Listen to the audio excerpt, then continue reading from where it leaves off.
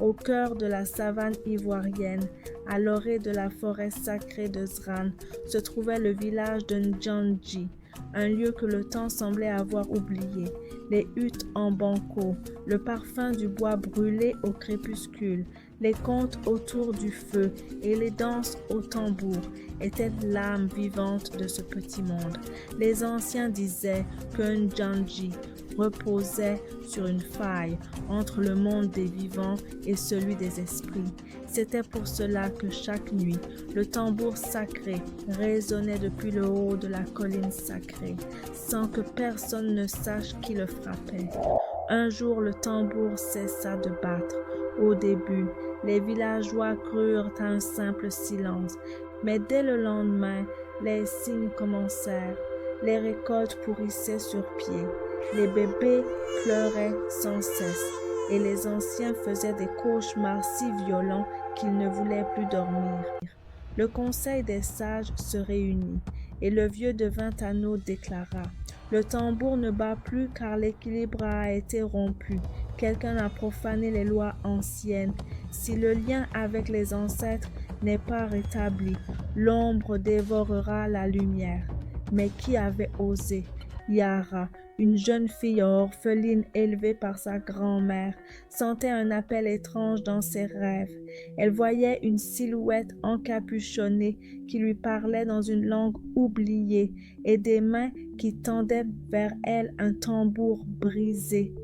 Sa grand-mère, Mazélie, une guérisseuse respectée mais redoutée, lui révéla une vérité bouleversante. Ton père n'est pas mort dans un accident, Yara. Il a été banni pour avoir tenté d'entrer dans la forêt sacrée, là où vit le tambour des ancêtres. Yara n'en croyait rien. Son père, Koyo, était un homme juste, courageux et aimé de tous. Elle décida de découvrir la vérité. Contre l'avis du village, Yara pénétra dans la forêt de Zran. Les arbres y chuchotaient comme des langues anciennes. Les ombres y étaient plus épaisses que la nuit. Elle y rencontra un enfant étrange, aux yeux blancs comme le lait. Zolé, un esprit errant. Zolé lui dit: le tambour ne bat plus parce que celui qui le gardait a été trahi. Ton père connaissait la vérité, tu dois la retrouver.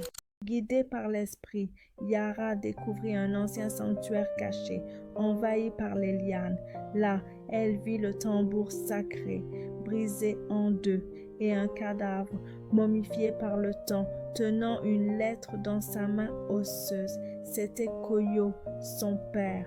La lettre révélait qu'il avait découvert que le devin Tano avait pactisé avec un esprit de l'ombre, un ancien génie de la terre nommé Kuruma, pour obtenir longévité et pouvoir. Koyo avait voulu prévenir les anciens, mais Tano l'avait accusé de sacrilège et l'avait poussé à fuir dans la forêt, où il était mort, ou avait été sacrifié. Yara revint au village avec la lettre et un morceau du tambour. Lors de l'assemblée du soir, elle confronta Tano. Devant le peuple, elle déclama les mots de son père. Tano tenta de nier, mais la forêt n'oubliait pas. Cette nuit-là, les tambours recommencèrent à résonner, seuls, comme portés par les mains invisibles des ancêtres. Et un éclair frappa la case de Tano, réduisant le vieux devin à cendres. Après ces événements, Yara fut reconnue comme la nouvelle gardienne des traditions. Le tambour fut restauré, et chaque nuit, son rythme guidait les âmes et protégeait les vivants. Mais Yara institua un changement. Désormais, la vérité serait honorée plus que les titres, et les jeunes filles pourraient aussi apprendre les savoirs sacrés. De cette histoire, nous pouvons retenir que les traditions sont les racines de l'arbre, mais la vérité est sa sève. Mieux vaut défier l'ordre établi que de laisser le mensonge devenir une loi.